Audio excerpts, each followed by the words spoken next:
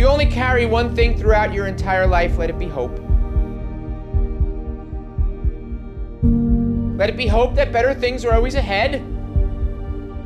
Let it be hope that you can get through even the toughest of times. Let it be hope that you are stronger than any challenge that comes your way. Let it be hope that you are exactly where you are meant to be right now, and that you are on the path to where you are meant to be. Because during these times, hope will be the very thing that carries you through. There are a million stories I could tell about our adventures and our friendship over the years. But had I not met Phil, much of my life just would have been missing. He has had a profound impact on my life, and I wouldn't be the person I am had I not met him. And Phil, because of you, I'm really glad my parents couldn't get out of that house contract. Gonna miss you deeply, my friend.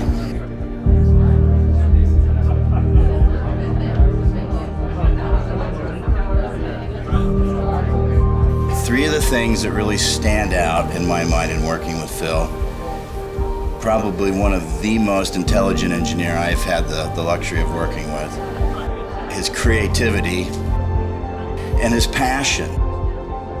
We're a better company as a result of the time that Phil got to spend with us. I'm a better person as a result of the time that I got to spend with Phil as well. God bless you, Phil, and Sasha. I hope that we're going to be able to remain in contact for years to come. My first meeting with Phil was at Sasha's condo. She arranged for Phil and I to meet privately. I later deduced that his behavior at that initial meeting was uncharacteristically humble. I never thought I would be speaking about losing my brother. I thought about talking about how unfair it was for him to get sick and pass away. And it was so quick. Or how cruel cancer was to him. Cancer truly sucks. A few weeks before he died, in that strange window after the shock and the fear of the cancer diagnosis had ebbed, and during the time when the chemo was starting to make him feel better, he turned to me one night and said, "When you meet the person you're supposed to be with, you become the person you are supposed to be."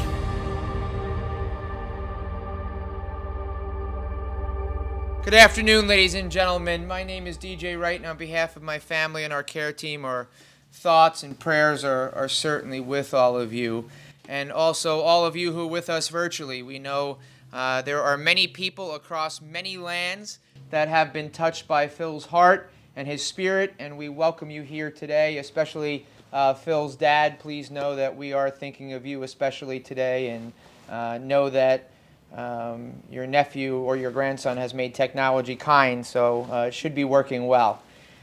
I'm going to ask all of you at this time, if you have a cell phone or anything else that makes noise, if you could just pull it out and make sure that it is on silent or vibrate for the duration of our time here this morning. That would be much appreciated.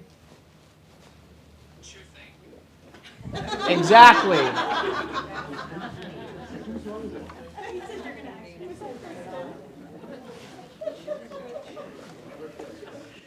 There's Phil. He's starting already.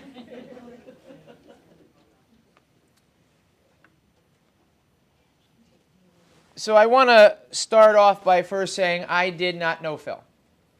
Because when I've sat where you have sat, and that has been many times, I really don't like when the person up here officiating pretends that the person they're talking about was their best friend, because that's not the case.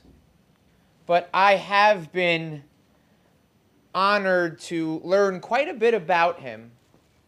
You know, Sasha's so reserved and quiet and doesn't talk and doesn't say anything.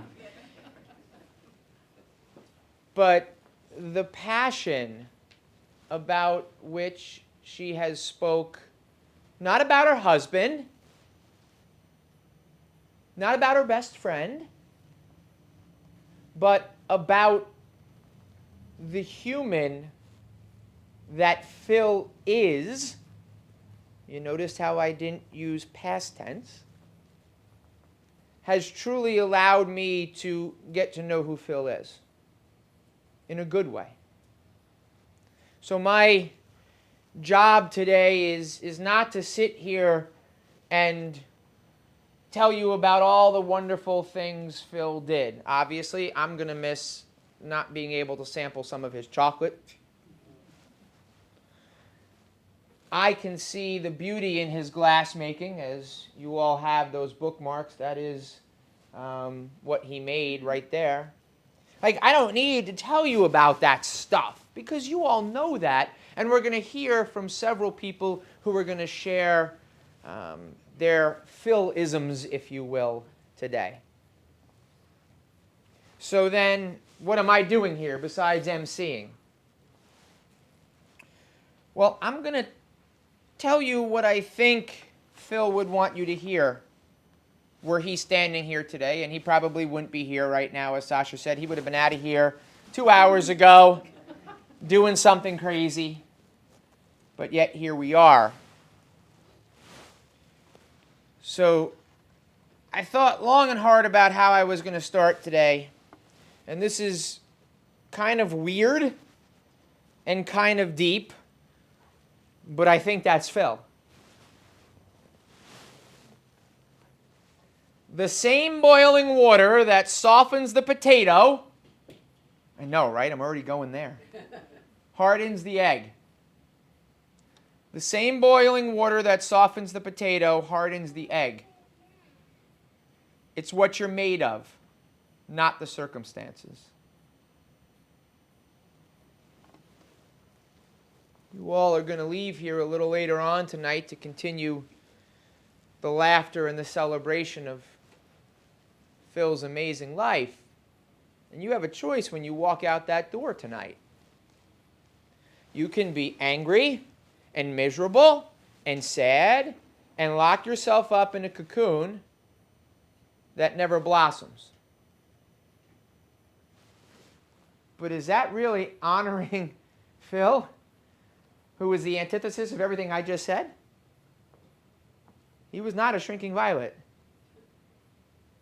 He burst forth out of that cocoon in ways that nobody could ever imagine. So yes, as I told Sasha, and I used the professional funeral director word this morning, this sucks.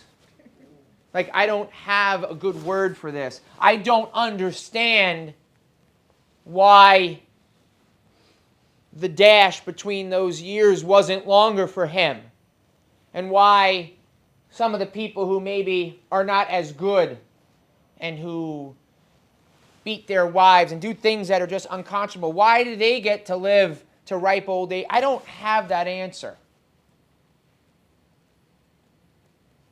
But if we just focus on that and don't try when we walk out of here to honor Phil by how we live, then this is just a pretty show that doesn't mean anything. And that's the last thing Sasha wanted this to be today.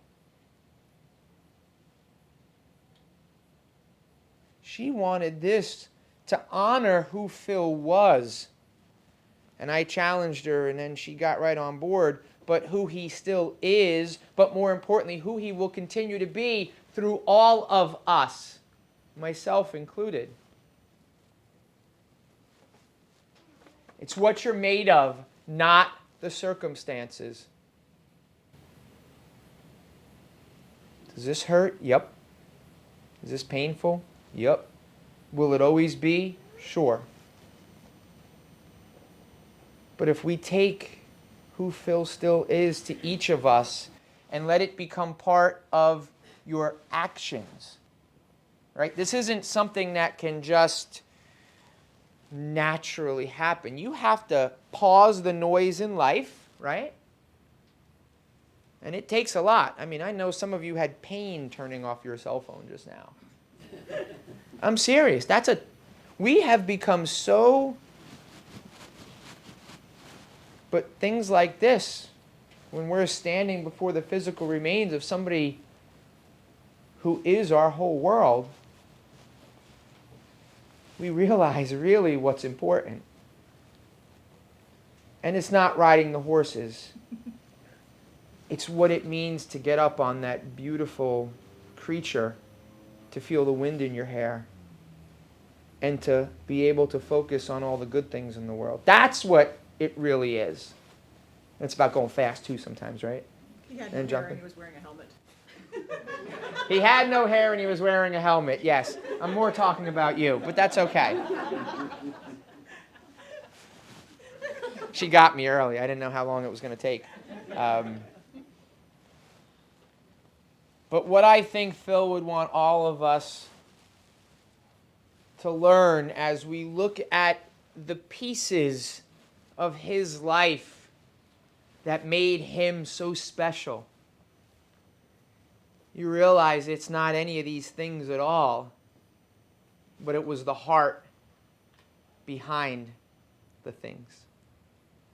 That's who we're here to celebrate. That's who we take out and we put out in a world where the noise is so much sometimes that we need to just pause it. That's what we need to put out. That's how we honor our brother. That's why I encourage you to keep saying his name. When you're riding along in the car and you think of something crazy that Phil did, I want you to call up Sasha and tell her, because guess what? She wants to hear you say his name. A lot of people think, well, I don't want to get her upset. Let's just not talk about him.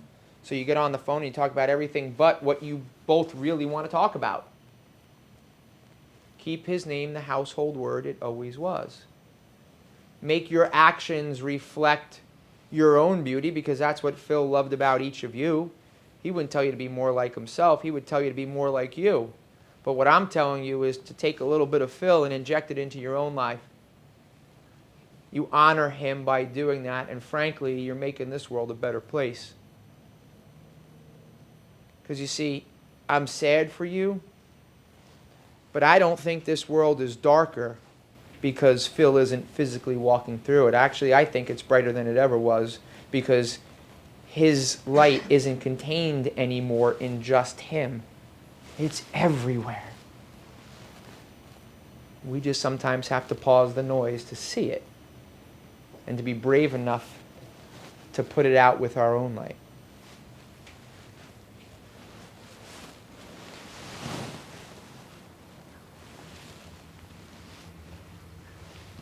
Anybody know what this is?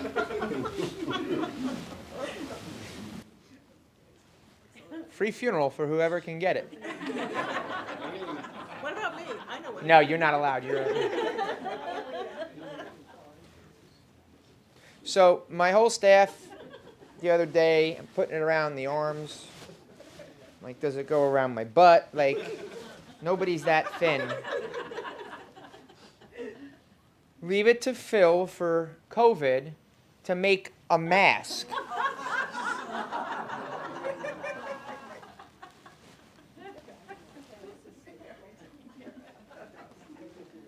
But the reason I bring this up is because so many people ask me, what is that thing? Some of you weren't brave enough to ask what it is. But leave it to Phil during one of the most trying times in this world for him to do something that would make other people smile and laugh. And yet it be functional and so outside of the box thinking. And to give him the heebie-jeebies. It's the technical term. I did that to break the ice a little bit, because it's always hard when people start to come up. And I tell folks, this is a room of love.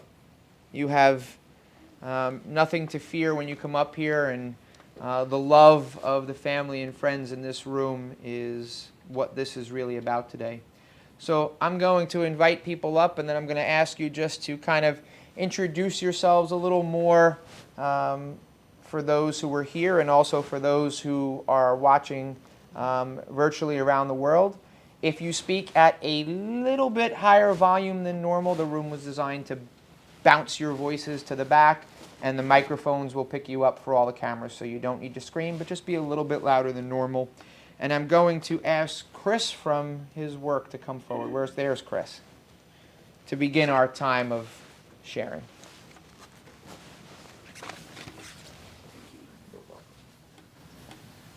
First of all, I'd just like to say thank you and condolences to Sasha.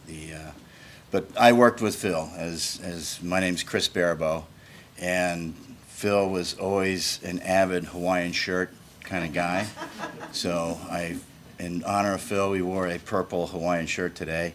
But three of the things that really stand out in my mind in working with Phil: probably one of the most intelligent people and the most intelligent engineer I've had the luxury of working with. His creativity. We actually got to enjoy the mask at work, and we all got a chuckle as we came up this evening and saw it sitting here again. And his passion for his job, and those people that were lucky enough to get close to him. As an engineer, he played a key role in helping us in so many ways. Anything from teaching us how to glue parts together better, developing brackets, to whole new product lines that were very innovative in regards to LED lighting and some things along those lines. I can share this with you. We're a better company as a result of the time that Phil got to spend with us. I'm a better person as a result of the time that I got to spend with Phil as well. And I think that the point made about the impact that he has and will have, at least on our company and the things that we're going to continue to do, is going to remain for years to come, probably well after I'm retired and gone and my kids are hopefully running the company. But there are some things that we all kind of vicariously lived through, Sasha and Phil, when we would see the photos and the slideshows from the trips they took. Those places that we always, I guess, fantasize about going to that you guys went to.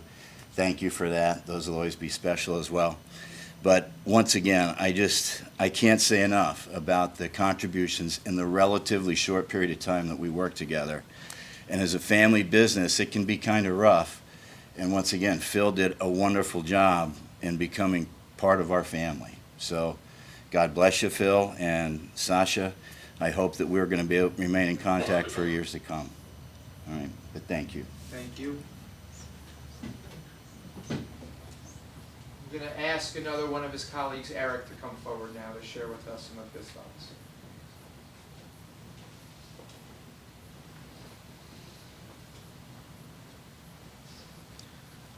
Hello, everybody. My name is Eric Conklin.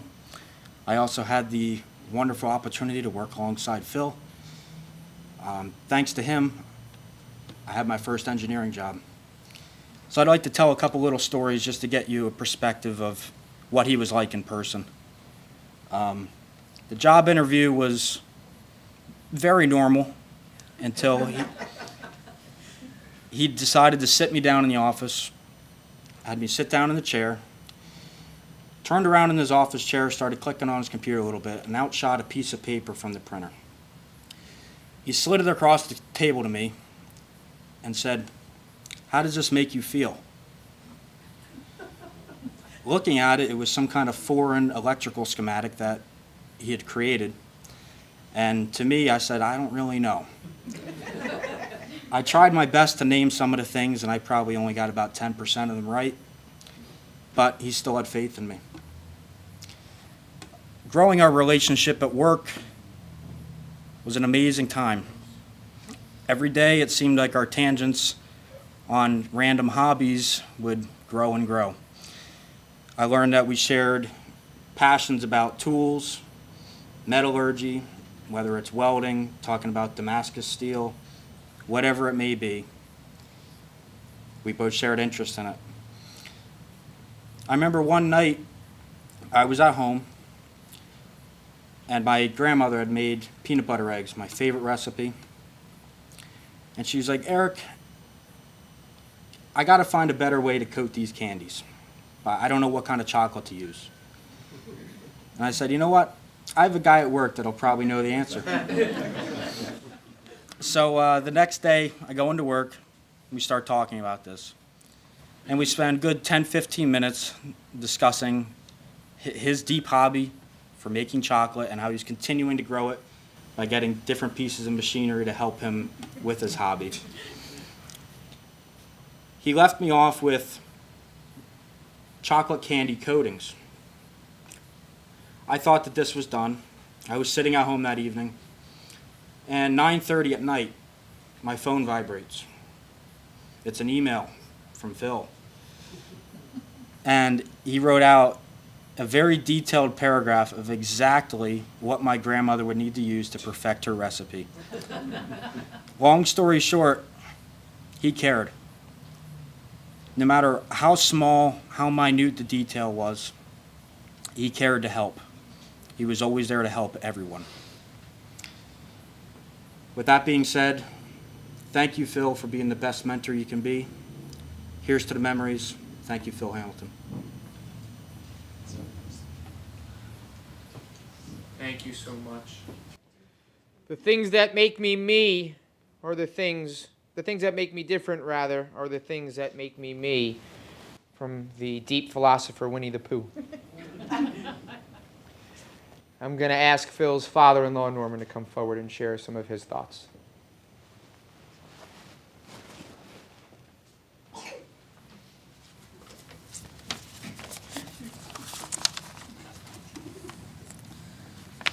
So I remember Sasha announcing to her mother and me she thought she'd found the man she wanted to marry while we were boarding a flight to Tanzania. So suffice to say, Phil pretty much became the focus of our discussions with her on much of that trip. My first meeting with Phil a few months later was at Sasha's condo. She arranged for Phil and I to meet privately. I later learned or deduced that his behavior at that initial meeting was uncharacteristically humble. I think he actually asked for permission to propose marriage. It was beyond quaint. And I recall unnecessarily telling him that he was going to enter into a relationship unlike anything else he had ever experienced. Clearly, though, he and Sasha were well matched. It didn't take long to recognize that Phil was one of those rare individuals who was both what we used to call left brain and right brain dominant. His left brain dominance was certainly reflected in his confidence to take on anything that either interested him or needed to be fixed as a personal challenge to conquer. The farm provided him with an endless array of such challenges. And if the daily tasks on the farm were not enough, he'd occasionally immerse himself and Sasha into something I might not necessarily see as important, such as beekeeping. But Phil's passion for learning something new or taking on a challenge were even exemplified in his last days while he mastered through the fog of chemotherapy a CAD software package that he managed to interface to a 3D printer they had, and he used this new capability to design and fabricate control switch panels for household electrical switches. Phil's right brain dominance consumed his interests. You all are aware of that. Whether it was making bread, chocolate, working with glass, resurrecting antique machinery, caring for a menagerie of animals and the farm, as well as traveling the world, embracing Sasha's passion for horseback riding, he savored all that life had to offer.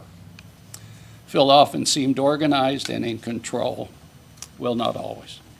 I distinctly remember his tears and his inability to speak during the wedding ceremony in Doylestown. It was a rare glimpse into a softer, more tender Phil that he reserved just for Sasha. For all of us, Phil will be remembered for his life story, legacy of accomplishments, his values, positive and unique character traits, and for his friends. But for me, it will be his devotion to my daughter and how much they loved each other that I shall remember most.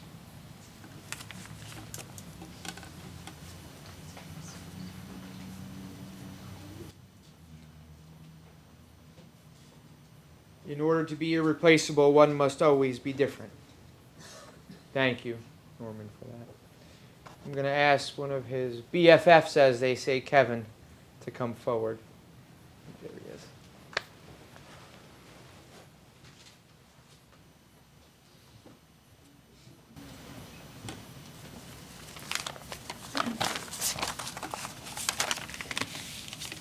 Okay, not upside down, we're good.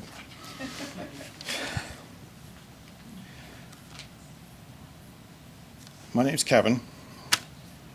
I've known Phil, well, I'm going to start with what I wrote. I'm just going to read this because I will get lost and I will talk for hours if I don't.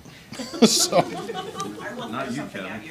that's okay, I know, which is why I'm going to read this. So, y'all tell me if I need to duck. It was 1979, and I was 9 years old. My family needed a bigger house, and my parents announced that we were going to be moving to the other end of town, to a different school district. And I was absolutely devastated. And I gave my parents such a hard time about moving that they actually tried to get out of the house contract. And in the end, though, it was just too late, and the contract was accepted, and I was moving, whether I liked it or not. Well, I did okay in the new school district, and I made a couple of friends, but there was this one guy that I just clicked with. And, of course, his name was Phil. And Phil could be a little strange at times. Prime example of that is my earliest memory of him. We were at our Cub Scout meeting. We were in Cub Scouts together. Actually, it was Webelos. And it was my birthday. And my mother had made cupcakes for my birthday. And evening came and went. We were on the trip home. We lived only a block apart, so we were riding together. And on the way home, Phil decided to start explaining to me that it's absolutely safe to eat candle wax. And he sat there and ate the blue wax off of all of my birthday cupcake candles. My mom reminded me on the way out here that there was another night where he ate a whole styrofoam cup as well. Just to prove it was safe. Phil introduced me to all kinds of things through my life, and Phil inspired me to be a better person. And I can't, there's no other way to put it. He introduced me to so many things in my life just because of his intelligence and his just adventurous spirit to try anything new. He introduced me to electronics. We used to ride our bikes together up to a local TV repair shop where we'd raid the scrap pile for TV parts. Got chased out more than once.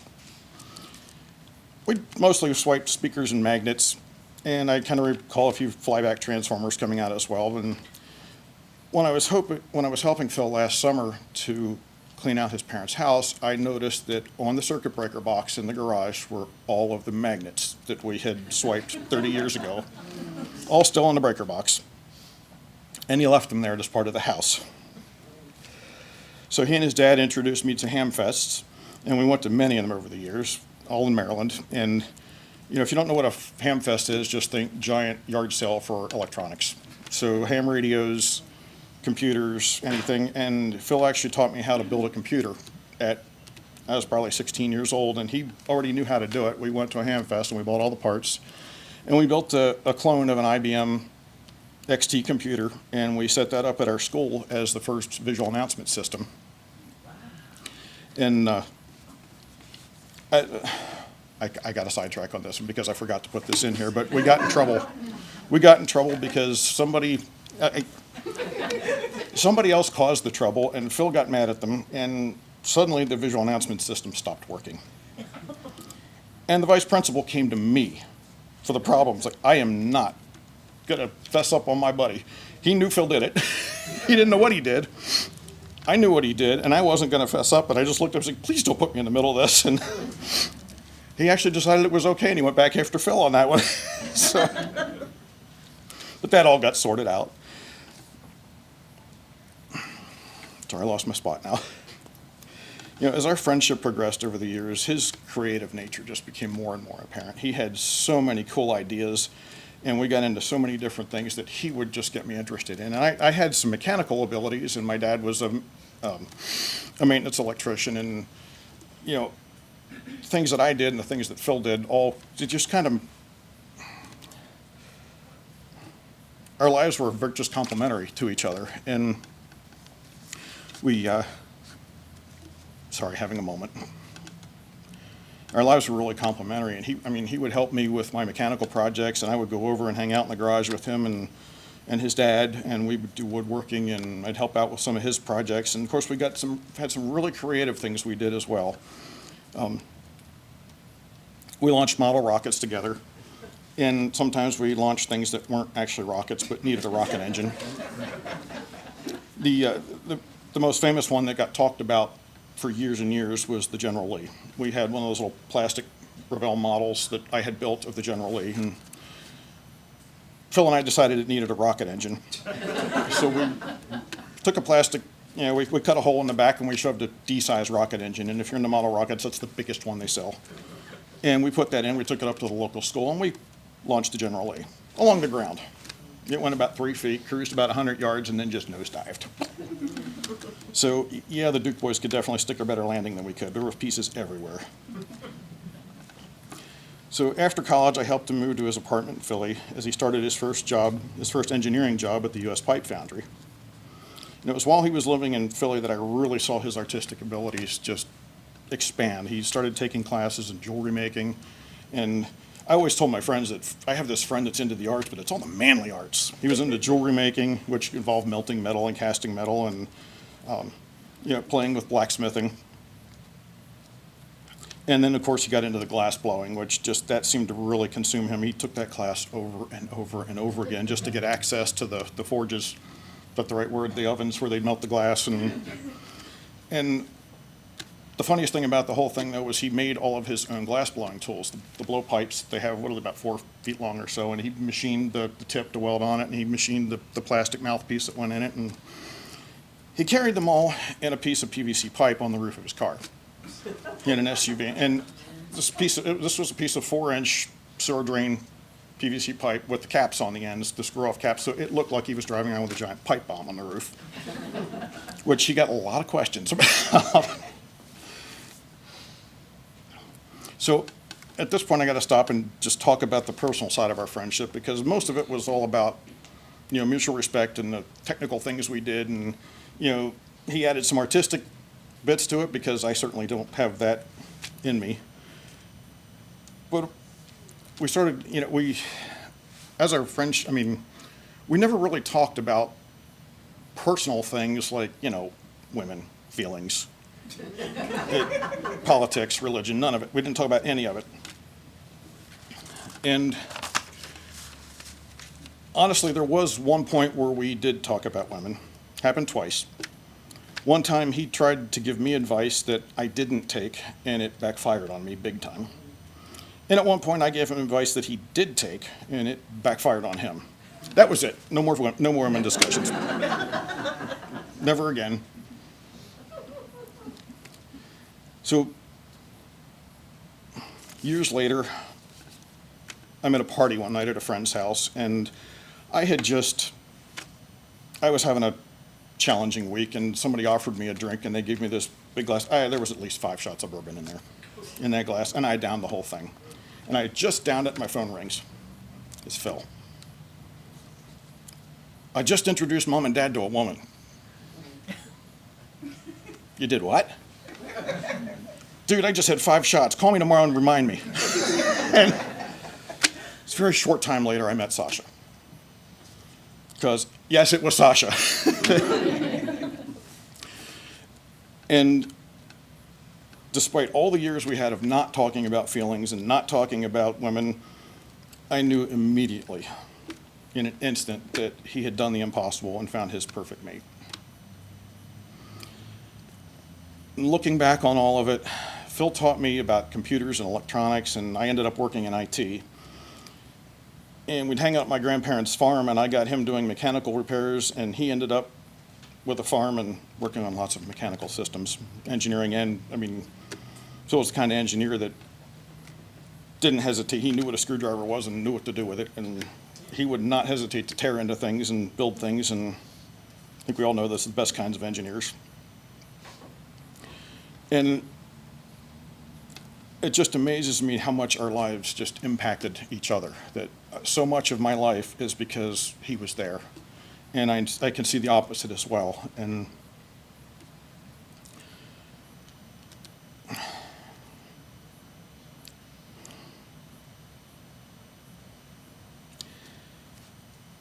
so I'm just going to read the last part because I won't make it through if I don't. There are a million stories I could tell about our adventures and our friendship over the years. But had I not met Phil, much of my life just would have been missing. He has had a profound impact on my life, and I wouldn't be the person I am had I not met him. And Phil, because of you, I'm really glad my parents couldn't get out of that house contract. Gonna miss you deeply, my friend.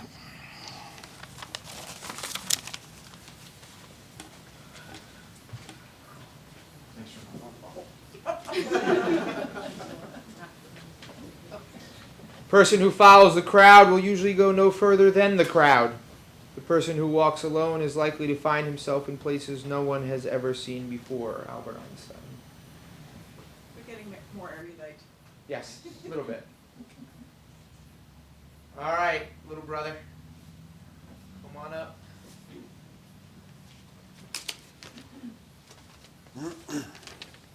So, just so you know, I'm a little more emotional than Phil. So I apologize now, I'm an ugly crier. But I wrote it all down, so hopefully we can make it through this. When I was asked to speak,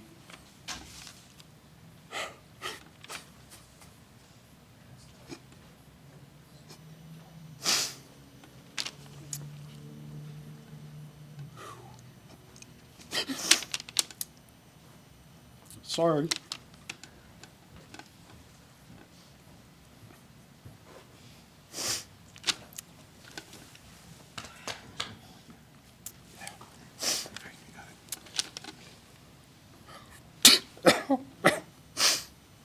I told you, ugly crier. I really didn't know what to say. Maybe it's because I didn't want to believe.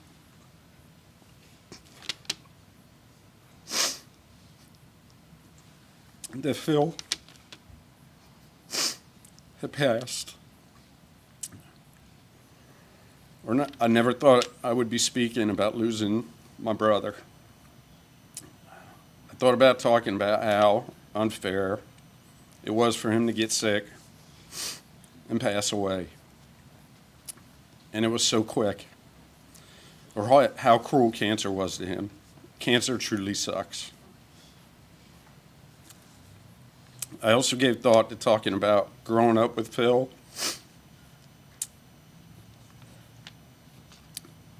And the stories I could tell about him. Like he wasn't really good at riding a bike. Which he would admit to, so I don't know how you guys made it anywhere. We did really well with that until one day he looked down and the bike wasn't there anymore. Yeah. Those were his exact words. Or when he hit the back of a VW bus. I didn't know about that one. Yeah. I'll tell you all that offline. Or maybe the time that he bought me a guitar. They saw at a yard sale because he knew I wanted to learn to play. I still have the guitar, still can't play. The more I thought about Phil, the more memories came to me when I thought what would be the best way to honor Phil and speak about him.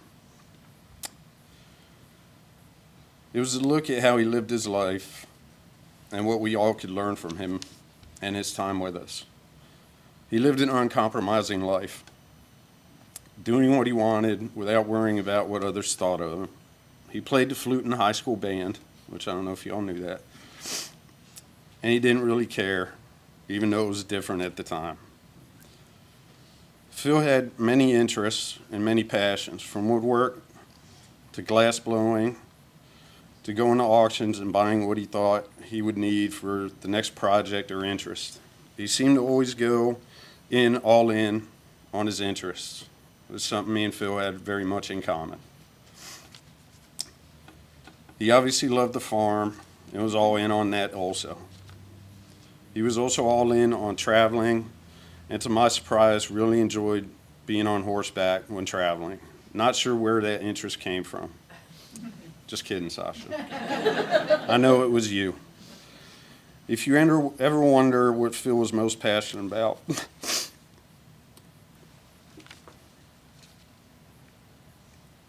It was obvious. It was Sasha.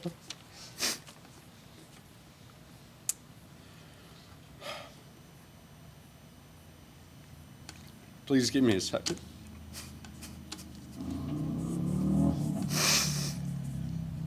And I have to follow this. I'm emotional. I'm grateful we found you. Phil's life was an amazing adventure of so many things. So what can we all learn about Phil's life? Pursue your passions.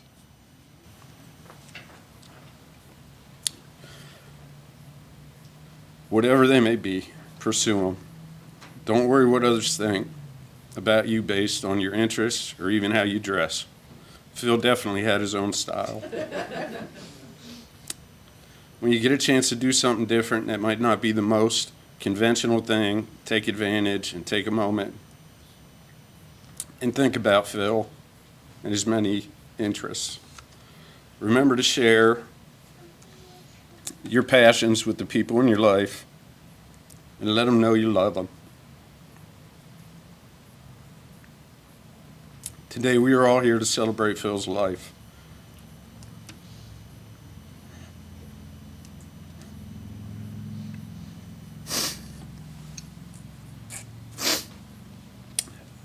It was shorter than what it should have been. I wish I could change it.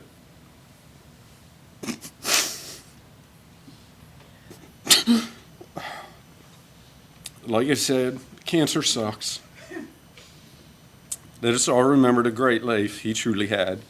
Not many people get the chance to pursue their passions.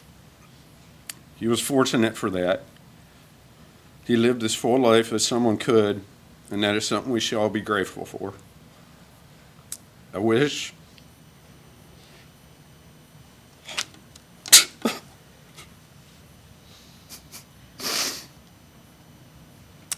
he could have had more time to continue with his life and see more of the world and find more interests and maybe just a few more auctions. The barn's full.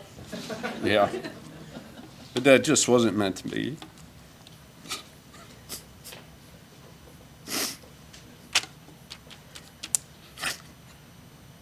I miss you, Phil. Thanks.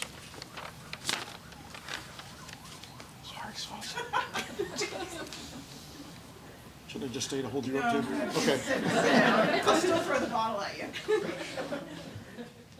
Thank you. So the quotes that I've been reading after each person has come up were quotes that I had asked Sasha to just give me a Word document about things or words or sentiments that maybe Phil would want you all to hear, and those actually are repeated throughout the Life Legacy booklets all of you have. But there's one quote that she gave me, and she told me that this quote was something that Phil had said with a passion in his eyes. But more importantly, it came from his heart. And being the grandson of an engineer, I know how that brain can work. Sometimes they're tough when you get them from the heart, right? But before she comes up, I want you to know what that quote was, because I didn't put it in your little books, but rather I put it right over here. So the quote at the bottom, happiness not in another place but this place, not for another hour but this hour, that's on a big sign as you leave our funeral home, because I want people to remember that you never know what life is going to throw at you. Maybe a water bottle, right? But we have to live and carpe diem and seize the day as much as possible. But on the top, it says, when you meet the person you are supposed to be with, you become the person you are supposed to be. Can anybody guess who said that quote? Phil. Anybody guess who Phil was talking about? Our next speaker. She'll get mad if I call her his better half. She'll say other half. I was his perfect half. That's what I wanted. I knew it was going to come. I wasn't sure. Well, I'm going to have to use what Phil used to call my presentation voice. So he always said I got very official and things like this. So, Steve, I'm going to try not to ugly cry, but you set the stage pretty well. That's what I do. Those of you that know Phil know he was a man of few words. But when he said those words, they tended to stop rooms. Whether he was saying something stunningly profound or uproariously funny, he would take people by surprise. I know he was like this, and yet sometimes he still caught me by surprise. As DJ just referenced, a few weeks before he died, in that strange window after the shock and the fear of the cancer diagnosis had ebbed, and during the time when the chemo was starting to make him feel better, he turned to me one night and said, when you meet the person you're supposed to be with, you become the person you are supposed to be. When Phil and I met in our 30s, we both already knew who we were individually. That's why we worked so well together. We already knew exactly who we were alone before we knew who we were together. The greatest measure of our love for each other is that loving each other made us better people. And not because we asked it of each other. Being together simply made us better, more. We grew together as people. Phil had never left the country when we met. So while we were dating one night, I was telling him all about all the things in Paris he would love to see. I jokingly said to him, if you had a passport, I would take you to Paris. He got a passport. So I took him to Paris for a long weekend, and we never stopped traveling after that. We saw 4 continents together, and the only reason we didn't get further on our bucket list was cancer. We actually had to cancel a trip to Vietnam and Cambodia because he got sick. We made a considerable dent in a very, very long list. There are so many things left to do on it, but not because we didn't try. Phil was game for new things. One October, when I returned from our yearly Jersey Girls Week at a ranch in Wyoming, Phil asked me if he could go the next year. I told him sure, but he had to learn to ride and accept being called a Jersey girl. Well, he learned to ride, and he wore the shirt that said Jersey Girl, which is in the other room, actually. I can think of no more romantic thing that he could have ever done than was to learn to ride a horse to be able to travel with me, to do something with me that I love as much as riding, to be a part of one of the great defining things of my life. I don't think he ever realized how good a rider he had become, or how scary some of the stuff he did on horseback was. I have amazing images in my mind of him galloping in front of the Great Pyramid of Giza. I also have terrifying images in my mind of him disappearing over a hill in Cappadocia, Turkey, at a rate of speed he should not have been going at. Phil and I saw some of the great museums of the world together. The Met, the Hermitage, the Louvre. We also saw some of the less great ones. The Paris Sour Museum comes to mind. And yes, there is one. And yes, it smelled. And yes, there were rats. Unsanctioned rats. We also saw a lot of museums in between, sometimes just because. I found out that the Joan of Arc Museum in Rouen, France, actually sells Joan of Arc lighters. And that is because Phil wanted to go to Rouen to see a decorative ironworks museum, and we toured the city while we were there, and including the Joan of Arc Museum. Phil was an intensely private person. I think for most people he was very hard to know. You knew a piece of him, but not the whole thing. I know a side of him that very few people ever got to glimpse even a sliver of. It was a privilege to know a man as deep and wonderful and caring as Phil. As others have alluded to, he had a style all his own, and he did not care what anyone, perhaps other than me, thought of him. That made him the most genuine person I've ever met. He made me laugh. Oh, did he make me laugh. And he was so gracious about the silly stories I would tell him about him that would embarrass anybody who didn't know who they were as well as he knew who he was. The laughter is one of my favorite things about him, and one of the things that defines who Phil is to me.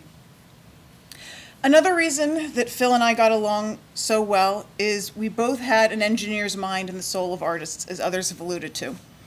On our first date, Phil gave me a little marzipan sculpture of a dog that he had made. The first time Phil gave me flowers, it was roses from his own garden in a glass vase he blew himself. He also taught me welding. Badly, but he did teach me welding. I know more about engine maintenance, chainsaws, antique tools, blacksmithing, woodworking, and 40 or 50 other things that I'm forgetting to mention than I ever thought I would know. We used to joke that Phil was a farm waiting to happen. He somehow managed to hold our 200-year-old farmhouse together while learning about animal husbandry and teaching me a myriad of things about keeping old buildings together. He also enabled my myriad of eclectic hobbies that I got into. When Phil died, we had a loom at each end of the dining room table. I was learning to bead loom. He was teaching himself tapestry looming to create a hanging of a mosaic floor that we saw in Istanbul. Actually, come to think of it, there was a third loom on the table, but that one was mine. But he told me I could buy it. Even when he was sick at the end of his life, he was still bent on learning new things. He had recently purchased all of the supplies and books to learn how to spoon carve, of all things. And I guess he's still enabling me, because now I have to learn to spoon carve with all that stuff. I've actually been looking into classes. Perhaps an even bigger thing he left me is the equipment to make chocolate. One of the last things he did before he got too sick to actually pursue his hobbies was to roast his first cacao beans to make his own chocolate. I suppose in honor of his crazy ability to never do anything halfway, I'm going to be figuring out how to make chocolate all the way from unroasted beans. Any volunteers, assistant chefs? Nice, I'm remembering that. In a final act of being a radically individualistic person, Phil breathed his last breath near the peak of the eclipse on the 8th of April. Leave it to him to execute an exit from this world during a nearly once-in-a-lifetime celestial event. I could say something about his passing covering my heart in darkness or something, some nonsense, and I could hear him sighing if I tried to say that.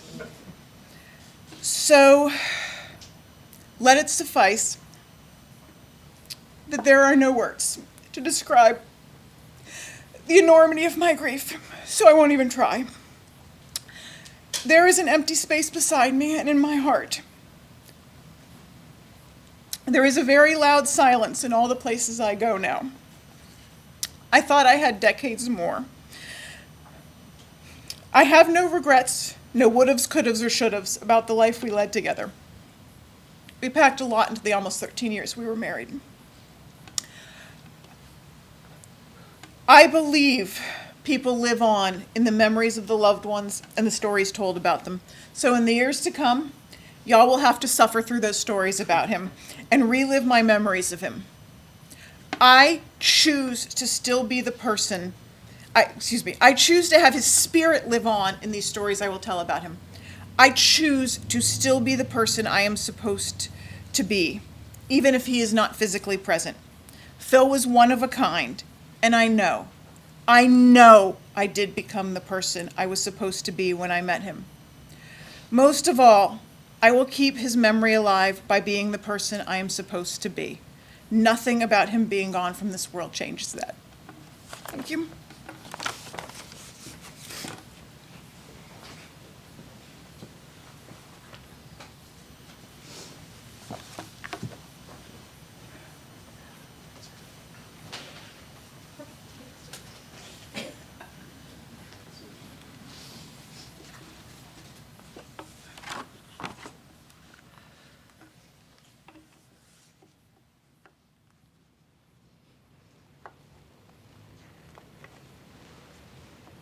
Don't cry because it's over.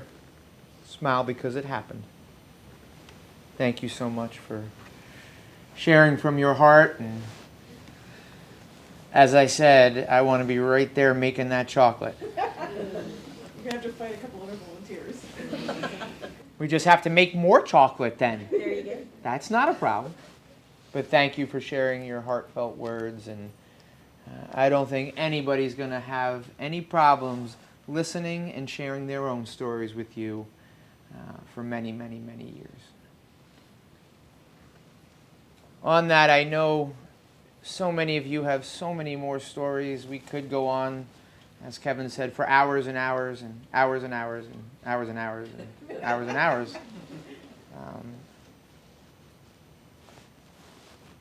But in a moment, we want you all to be able to come forward and have your private moment with Phil's physical remains. And after that, you're all invited to go directly across the street to the Rock to continue to share those memories. As we always tell everybody when they go to the restaurant after a visitation or a gathering here, do not walk across Route 31. Okay. No easy way to say that, but get in your cars, pull out. There is no 2-for-1s, yes. I normally know my crowd before I get called out by that, but yes, there is no 2-for-1s today. But go in your car, make a right, drive the 100 feet, make a left. There's a very big parking lot there. It is extremely dangerous to try to go across, so please do not. And there's a reason I say it twice, because we still have people who try to run across Route 31. Do not do that. When you arrive, they have a private room set aside for you. Just let them know why you're there.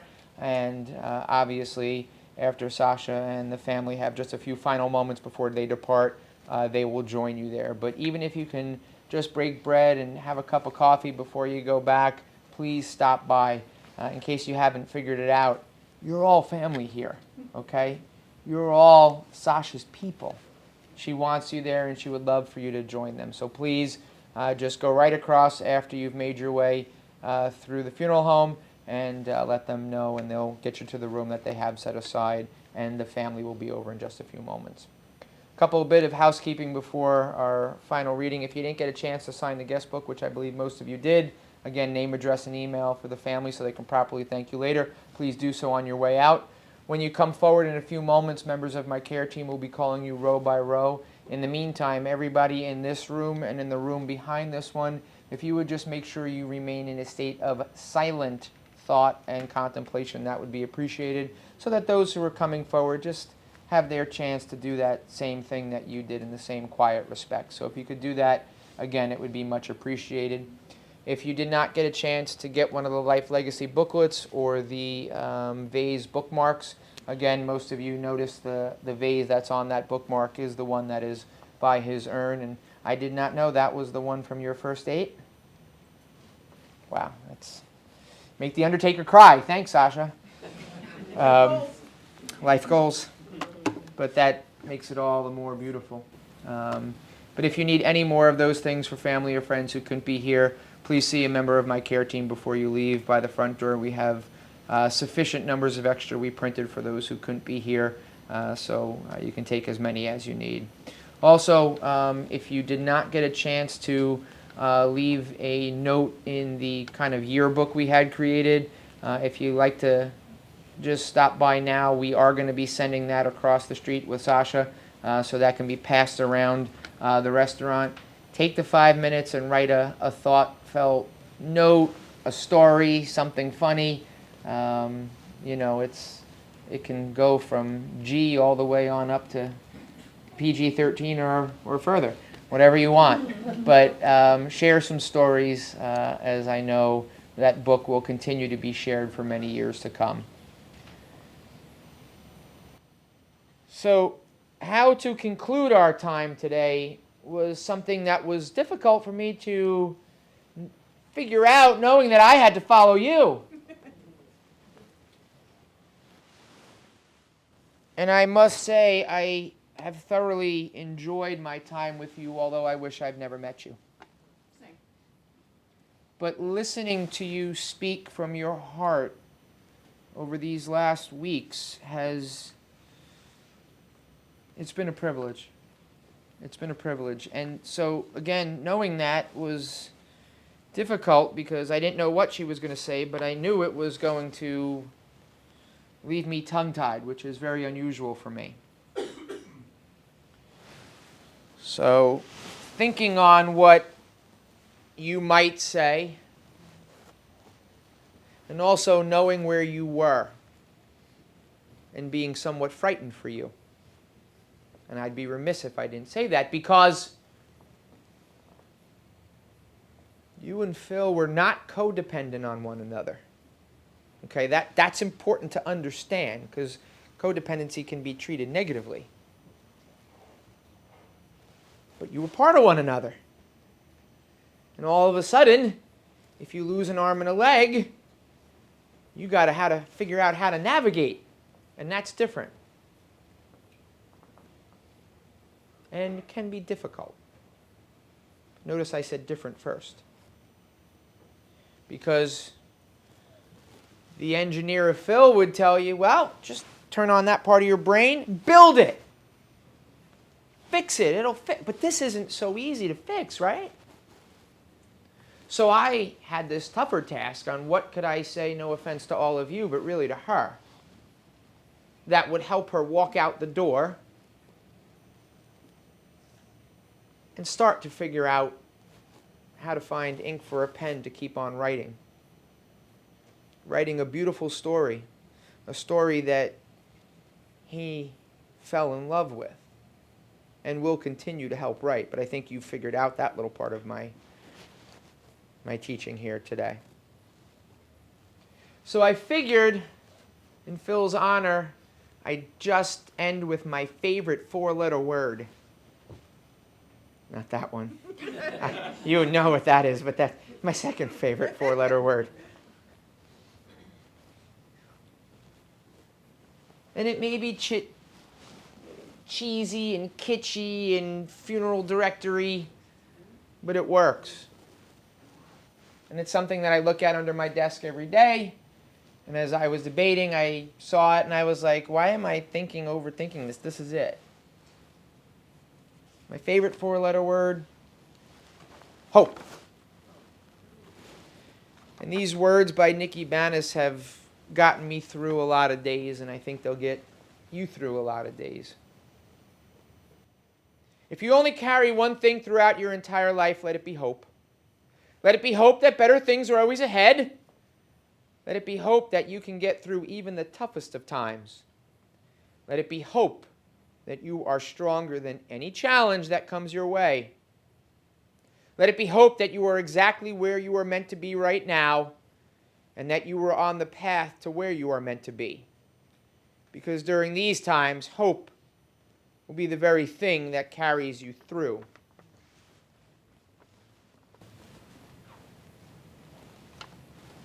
And maybe in your case, Sasha, you substitute hope, those simple four letters, with Phil.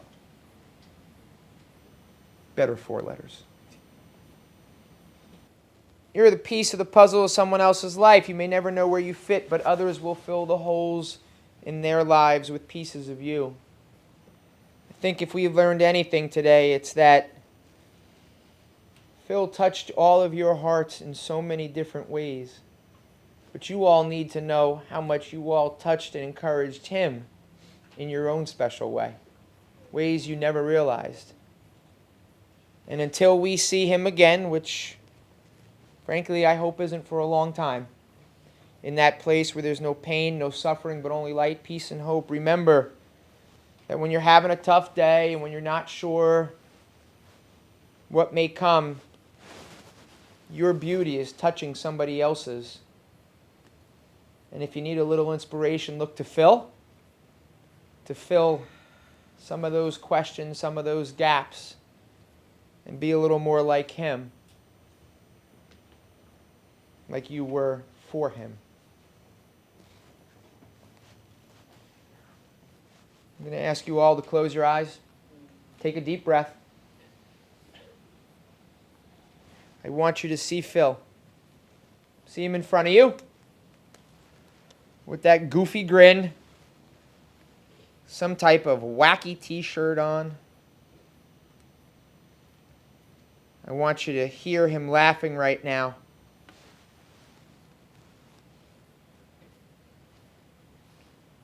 I want you to see him walking towards you. And I want you feeling his arms go around you holding you tight. And I want you to hear him whispering these words in your ears. I am alive like you, and I am standing beside you. Close your eyes and look around. You will always see me in front of you. Again, ladies and gentlemen, on behalf of Phil's entire family, a heartfelt and sincere thank you to all of you for the love and support. As you know, it means more than you could possibly imagine, and I know from what I've heard walking around that I don't need to tell you or encourage you to keep saying his name, because you will. I don't need to tell you to keep reaching out to Sasha, because she needs you, because you know that.